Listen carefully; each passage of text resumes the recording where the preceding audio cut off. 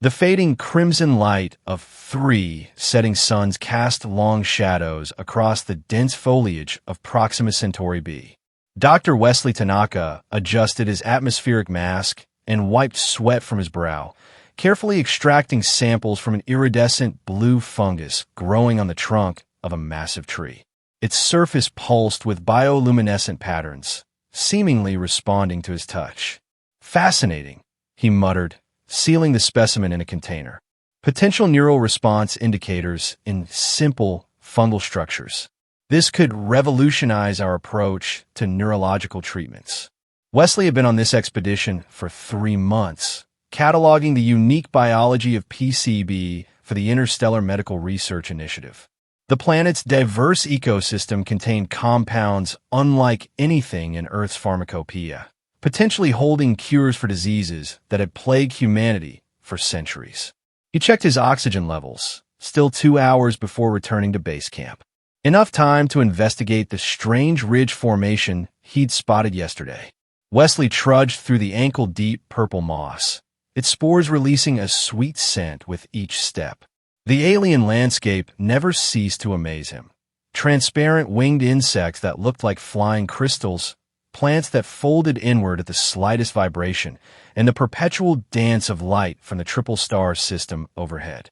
His solitude was shattered by a deafening roar that seemed to split the sky.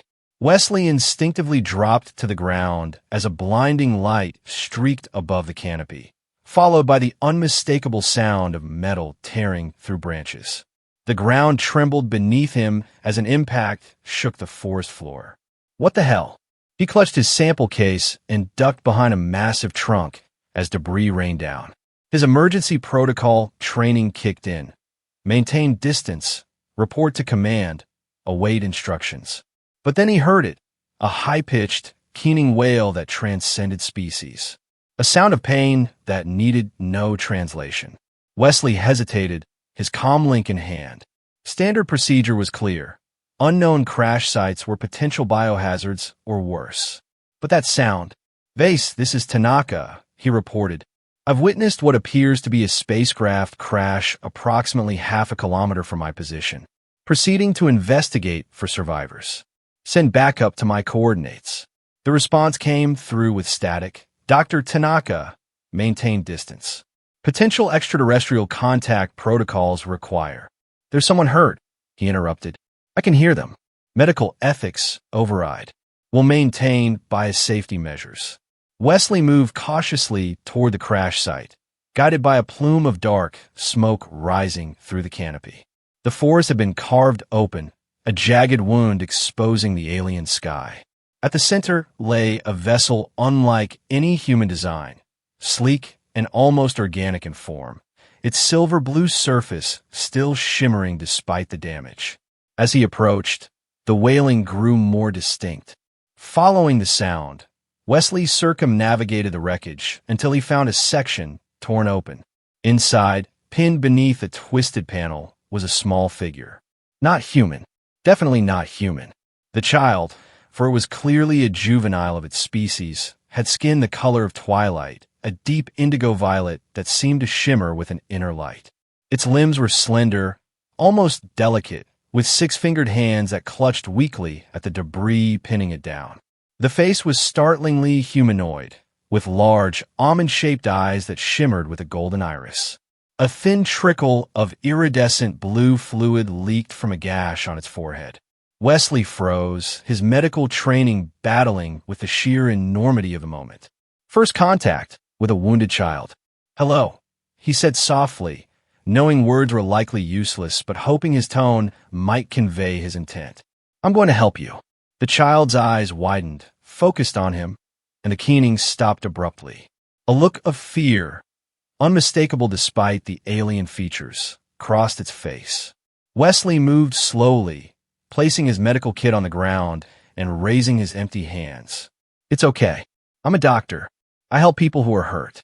The debris had the child pinned at the torso, but Wesley could see the shallow, rapid rise and fall of breathing. The blue fluid, blood, he presumed, was flowing more freely now. Whatever this child was, it would die without intervention. He made his decision. Moving carefully, he activated the hydraulic lift from his field kit and positioned it under the largest piece of debris. The alien child watched him with unblinking golden eyes as he worked. "This might hurt for a moment," Wesley warned, though he knew his words weren't understood. He activated the lift. As the pressure released, the child gasped, a shockingly human sound, and then something extraordinary happened. As Wesley reached forward to pull the child free, their hands touched, and a jolt like static electricity passed between them. And suddenly, Wesley wasn't alone in his mind. It wasn't language, not exactly. More like impressions, emotions, flashes of memory that weren't his. Fear, pain, confusion. And underneath it all, a desperate longing for someone absent. Mother. The concept floated in Wesley's consciousness with perfect clarity despite having no word attached to it. The connection lasted only seconds before the child lost consciousness, the small body going limp in Wesley's arms. He shook his head, trying to clear the disorienting sensation, and focused on the immediate medical needs. The wound on the child's head was the most visible injury, but a quick scan with his medical tricorder revealed internal bleeding and a fracture to what appeared to be a rib-like structure. The anatomy was alien, but had enough similarities that Wesley could identify critical versus non-critical injuries. Applying emergency sealant to the head wound, Wesley administered a universal coagulant designed to work with any carbon-based life form and began the delicate process of stabilizing the child for transport. "Base," he called over his comm link, "I've found a survivor. Juvenile, extraterrestrial, humanoid, critical condition. Preparing for emergency transport to medical bay." And listen carefully, this is first contact. Repeat, first contact with a sentient species. The survivor appears to be a child, and I believe he hesitated, unsure how to explain the mental connection he'd experienced. "I believe it possesses telepathic capabilities." As Wesley carefully lifted the alien child, he felt a desperate clutch of 6 fingers around his wrist. Though unconscious, the child held on with surprising strength. And in that contact, Wesley felt it again, the faint impression of something foreign yet familiar. A bond forming that he couldn't explain. A sense that this child's life was somehow precious beyond measure, not just as a scientific discovery, but as a being. "You're safe," he whispered, securing the child's lightweight body against his chest as he began the trek back to his base camp. "I've got you." Unknown to Wesley, light years away, another consciousness had felt the child's pain and was already on the move. Finera Zilverin strode through the corridors of her ship, the Starstrider, with a warrior's purpose. Crew members moved quickly out of her path, recognizing the lethal focus in her silver eyes.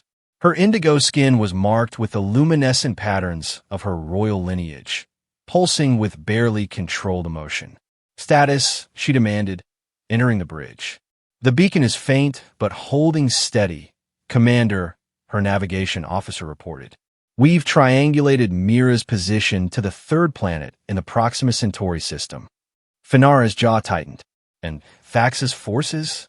2 warships detected on intercept course. "They'll reach the system before us." She slammed her fist against the console, leaving a dent in the metallic surface. "Increase speed to maximum. Divert power from non-essential systems if necessary." "Commander," her second cautioned, "the engines cannot sustain. My daughter is alive." Finera cut him off, her voice low and dangerous. "I can feel her." Faintly, but she's there. And something. She hesitated. Someone else is with her. A presence I don't recognize. She closed her eyes, focusing on the telepathic bond that connected her to her child. A bond that had screamed in agony hours ago, then fallen terrifyingly silent until moments ago, a flicker of consciousness had returned. "Whoever you are," she whispered to the unknown presence now linked to her daughter, "protect her until I arrive, or face the wrath of a Valari mother." The stars outside the view screen blurred as the Starstrider leaped into hyperdrive, racing against time and enemies toward a distant blue planet. Wesley had converted his research station's small medical bay into an intensive care unit for his alien patient. The child, He'd taken to calling them Mira after hearing what sounded like that name repeated in his brief mental contacts. Had stabilized but remained unconscious. For 3 days, he'd worked tirelessly, analyzing the iridescent blue blood to understand its biochemistry, adjusting environmental conditions to better match what he guessed might be comfortable, and monitoring the strange brainwave patterns that occasionally spiked with activity. Your physiology is fascinating, Wesley murmured as he checked the healing progress of Mira's injuries. Your cellular regeneration rate is nearly twice that of humans. Whatever species you are, you're built to survive. His comlink chimed, and Wesley sighed. It would be command again, demanding updates, insisting he transfer the alien child to the primary research facility on the other side of the planet. Each time, he delayed, citing medical risks of transport. But he knew his excuses were wearing thin. The truth was, Wesley didn't trust what would happen if he turned Mira over to the authorities. The Interstellar Medical Research Initiative had protocols for extraterrestrial contact, and they emphasized containment, study, and protection of human interests above all. A being with apparent telepathic abilities would be treated as a potential threat or a valuable research subject, not as a child in need of reunion with its people. Base to Dr. Tanaka. The voice from his comlink was sharper than usual. The extraction team is en route to your location. Prepare the specimen for transport. Arrival in approximately 6 hours. Wesley felt a chill run through him. Specimen? This is a sentient being, a child. They need specialized medical care that I'm providing. Moving them now could. This isn't a request, doctor. The decision has been made at the highest level. This discovery has implications far beyond your medical concerns. Security forces will accompany the medical team to ensure compliance. The comlink went dead. Wesley looked down at the small figure on the medical bed. Mira's eyes were moving beneath closed lids, dreaming perhaps. In that moment, he made his decision. He wouldn't allow this child to become a laboratory experiment. He began gathering essential supplies, medical equipment, nutrition supplements he'd found compatible with Mira's system, emergency gear. He'd need to move quickly, take his personal transport shuttle, and a small hand grabbed his wrist. Wesley turned to find Mira awake, golden eyes wide with, not fear this time, but urgency. You're awake, Wesley said softly. We need to leave this place. People are coming who might hurt you. The child's six-fingered hand tightened, and then the mental connection flooded back, stronger this time. Images flashed through Wesley's mind. A sleek ship, a tall female figure with the same indigo skin, feelings of safety and love. Mother. Then darker images. Uniformed figures with weapons, pursuit, danger. Your mother is looking for you, Wesley realized aloud. And someone else is hunting you both. Mira nodded. The gesture, so human it momentarily startled Wesley. Can you walk? We need to go quickly. The child slid carefully from the bed, wavering slightly but remaining upright. Wesley packed the last of his supplies and led the way to his personal shuttle, a small craft meant for planetary exploration. As they stepped outside the research station, Wesley heard the distant rumble of approaching aircraft too soon. The extraction team must have been closer than reported. Run, he urged, helping Mira toward the shuttle. They were halfway there when the first shots rang out. Wesley turned to see figures emerging from the tree line, weapons raised. Not initiative security. These were different, wearing unmarked black armor, moving with military precision. Get down. Wesley pulled Mira behind the shelter of a rock formation as energy blasts scorched the ground where they had stood moments before. Target acquired, he heard one of them say. Capture the alien specimen. The human is expendable. Wesley's heart raced. How had these forces arrived before the official team? Who were they? He pulled his emergency weapon, a standard-issue plasma pistol he'd rarely had cause to use, and fired back, buying time. Stay here, he told Mira, placing the child in a small crevice.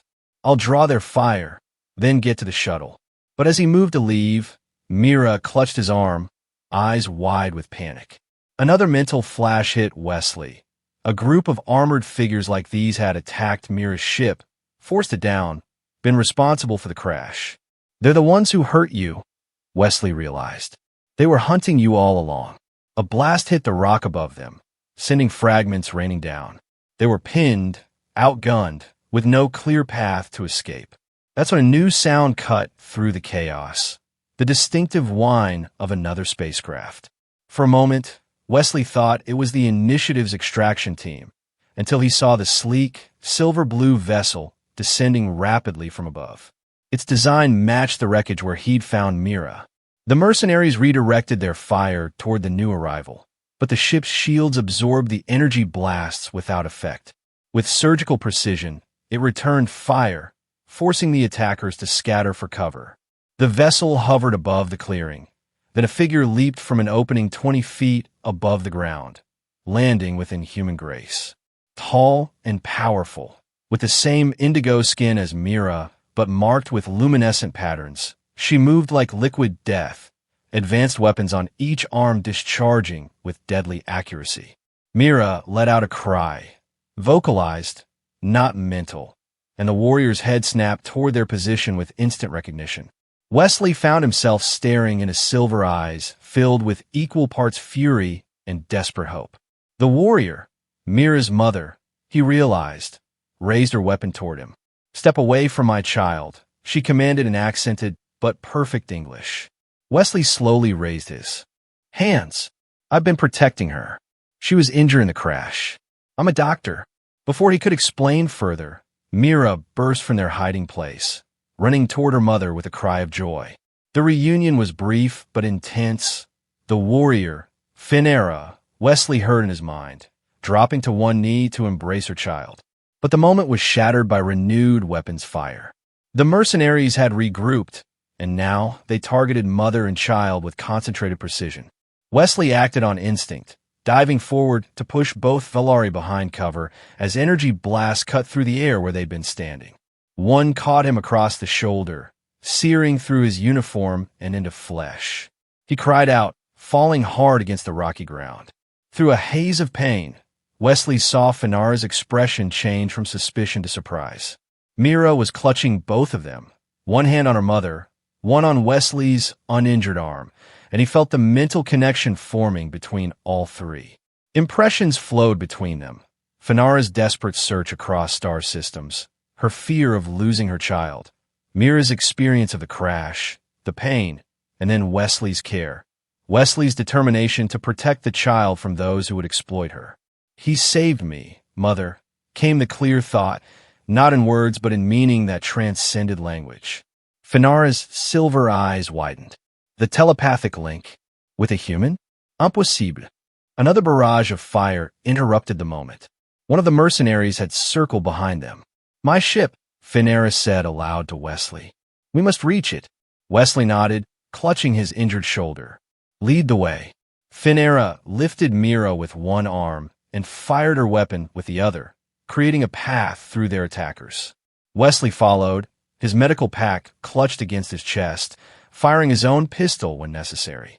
They were within 20 meters of the hovering ship when a blast struck Finara's leg, sending her sprawling. Mira tumbled from her arms. Wesley didn't hesitate.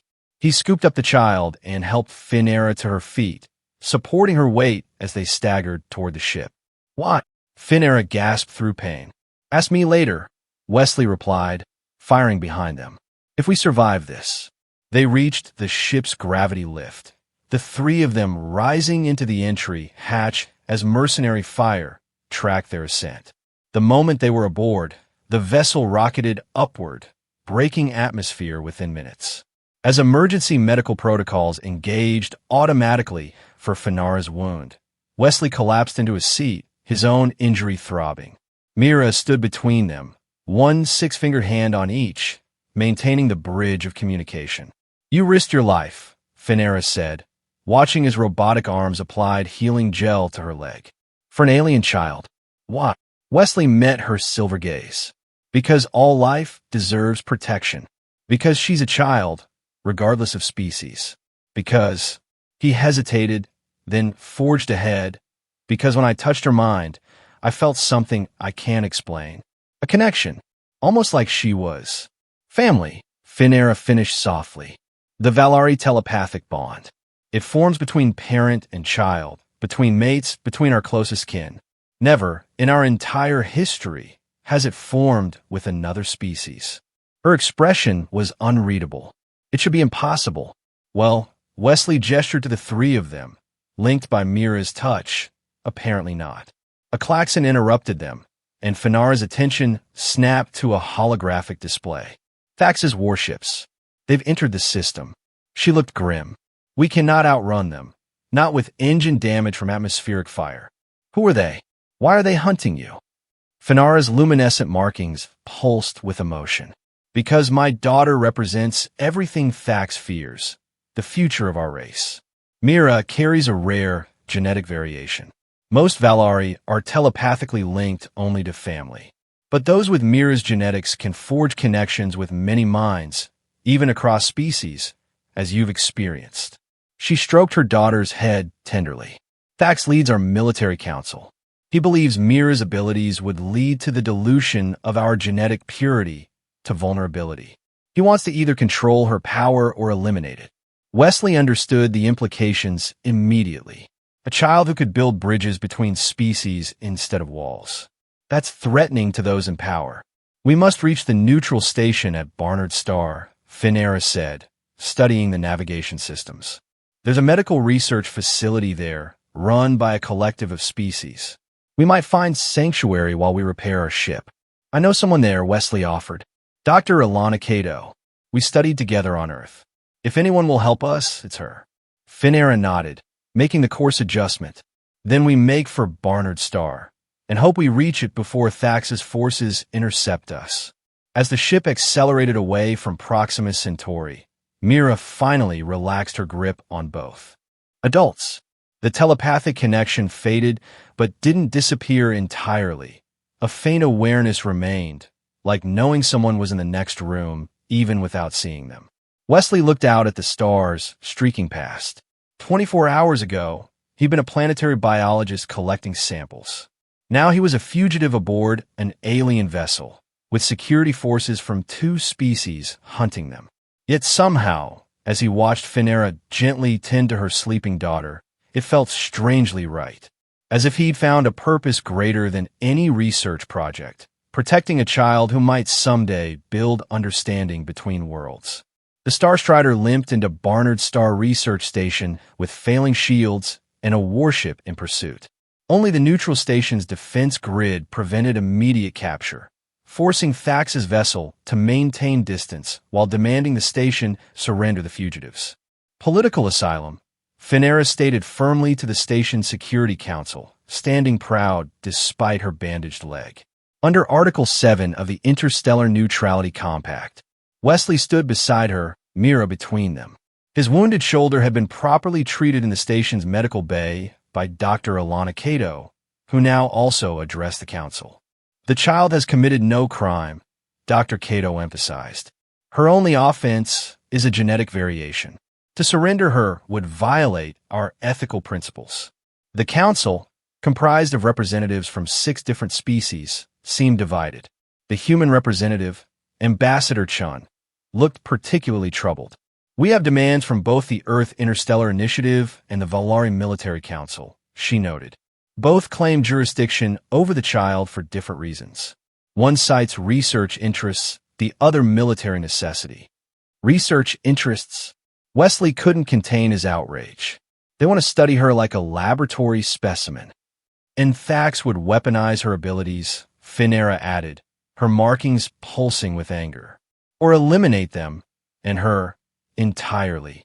The tension in the chamber was broken when Mira suddenly stepped forward. The child, still recovering from her injuries but stronger each day, looked at each council member in turn. Then she extended her hands.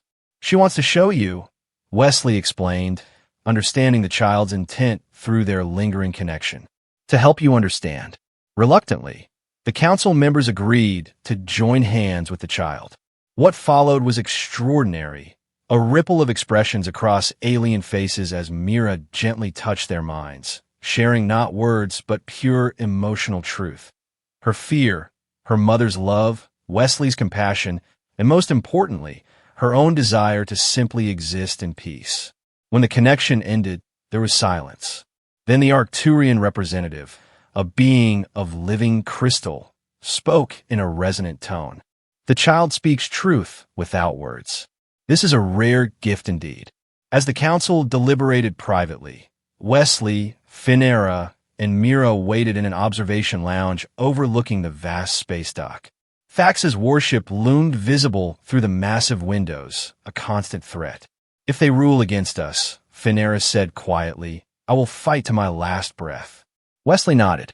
You won't fight alone. He hesitated, then asked the question that had burned in his mind. If we escape this, what then? Where will you go? Finara's silver eyes studied him. You've given up everything to protect my daughter. Your career, your world. What? Wesley watched Mira, who was fascinated by the station's artificial gravity controls, floating small objects with delighted concentration. Because some things matter more than research papers or professional advancement, he said simply. The moment I touched her mind, I knew I was part of something bigger than myself. Finara's markings pulsed softly, and she moved closer. Among the Valari, such a bond is sacred. Those who share it are forever connected, regardless of distance. Before Wesley could respond, alarms blared throughout the station. On the observation deck, they watched in horror as a second Valari warship materialized from hyperspace. Thax, Finera hissed. He's come personally. The station's defenses went to maximum alert as a shuttle departed the new warship, heading for the diplomatic docking bay. Council members to emergency session, announced the station AI. Representatives Finera Zalvarin and Dr. Wesley Tanaka requested to attend. Minutes later, they stood in the council chamber once more, but this time facing a new arrival. Thax was imposing even for a Valari, taller than Finera, with militant posture and facial markings indicating the highest military caste. His silver eyes were cold as he surveyed the room. This matter is internal to the Valari Confederation, he announced without preamble. The child possesses genetic traits that pose a security risk to our species. She must be remanded to my custody immediately. She is my daughter, Finera countered, and a child, not a security risk. Thax's gaze fell on Wesley with undisguised contempt. And this human? Already your daughter has formed an unauthorized telepathic bond with an alien species. Precisely the vulnerability I warned the council about. Wesley stepped forward. That bond saved her life. And it showed me something remarkable, the potential for true understanding between different species. Precisely what makes it dangerous, Thax snapped. Our strength lies in our separation, our purity. The human ambassador spoke. Dr. Tanaka, while we respect your medical accomplishments, the initiative has protocols for first contact scenarios. You violated those protocols. With respect, Ambassador, Wesley replied, those protocols would have treated Mira as a research subject, not a sentient being with rights. The debate grew heated, accusations flying for both sides. Throughout it all, Mira remained unusually calm, watching the adults with ancient eyes in a child's face. Finally, during a momentary lull, she stepped forward again and did something unexpected. Rather than offering her hands, she simply stood in the center of the chamber and closed her eyes in concentration. What happened next astonished everyone present. Rather than a limited connection between those in physical contact, a gentle telepathic field expanded from the child, encompassing the entire chamber. No invasion of privacy, no forced sharing of thoughts, simply an area where minds could touch without words, where emotions could be understood directly. In that field, truth became apparent. Thax's fear, not just of change, but of personal irrelevance in a world where barriers between species fell. The Council's genuine concern for both galactic stability and individual rights. Finara's fierce maternal love. Wesley's belief in something greater than himself. And at the center, Mira's simple desire to grow, to learn, to connect minds that would otherwise remain forever separate. When the field faded, Thax was visibly shaken. Impossible, he whispered. No Valari has ever demonstrated such range, such control. Because you've never allowed one to develop naturally, Finera said softly. You've suppressed or weaponized every child born with these abilities. The Arcturian counselor's crystalline form glimmered with internal light. We have witnessed something remarkable today. Not a threat, but a gift. The child Mira represents not danger, but opportunity, a natural bridge between conscious minds. The Council's decision came swiftly after that demonstration. Mira would be granted protected status under the Interstellar Neutrality Compact. Neither Earth authorities nor the Valari military could claim jurisdiction over her. Furthermore, the Council's official declaration stated, "This Council recognizes the spontaneous formation of a tribond family unit between Finera Zulverin, Mira Zulverin, and Dr. Wesley Tanaka, a bond witnessed and verified by this body. Under compact law, such bonds are to be respected by all signatory species." Facts departed in barely concealed fury, but the immediate danger had passed. As the formal proceedings concluded, Wesley found himself on a balcony overlooking the station's central atrium, trying to process everything that had happened. Finera found him there, Mira's hand in hers. "The Council has offered us quarters here while we decide our next steps," she said. "And you've been offered a research position in xenobiology." Wesley smiled slightly. Studying Valari physiology, no doubt. Among other species, Finera's markings pulsed with what Wesley now recognized as amusement. "Though I suspect your interest is rather specific." Mira released her mother's hand and came to stand beside Wesley, looking up at him with those golden eyes. Without physical contact, the telepathic connection was fainter but still present, a warm awareness of the child's contentment. "What happens now?" Wesley asked. "Where will you go?" Finera joined them at the railing, her shoulder almost touching his. "There are Valari who think as I do, who believe our future lies in connection, not isolation. With Mira's abilities now publicly known, others like her may come forward. We could build something new. A colony?" Wesley suggested. "A place where your people could develop these abilities freely?" "Perhaps." Finera turned to face him directly. "But I would not presume upon the bond you share with my daughter. You have lost much helping us." Wesley shook his head. "I've gained more than I've lost." He hesitated, then continued. "In human medicine, we talk about finding one's calling, the work that gives life meaning. I thought mine was discovering new medicines in alien plants. Now I'm not so sure." Mira took his hand and then her mother's, completing the circuit. The telepathic connection blossomed again, and in it, Wesley felt something new from Finera, uncertainty, hope, and something warmer that she quickly tried to conceal. "The Star Strider needs extensive repairs," she said aloud. "We will remain here for some time. Perhaps." She met his eyes. "Perhaps you could teach Mira about human customs. And I could teach you about Valari culture." "Cultural exchange," Wesley said with a smile. "For diplomatic purposes." "Precisely." Finera's markings pulsed with emotions Wesley was still learning to read. "Purely diplomatic." Mira's mental laughter bubbled through their connection, and both adults looked down at her knowing smile. "I think your daughter is suggesting we're being ridiculous," Wesley said. "She often does." Finera's expression softened as she looked at her child. She sees connections before others do. They stood together, watching the diverse beings of the station moving below. Humans, Arcturians, Valari, and a dozen other species coexisting in careful neutrality. Not yet truly understanding each other, but existing in peace. "It's a beginning," Wesley said, feeling the bond between them. Alien mother, telepathic child, human doctor.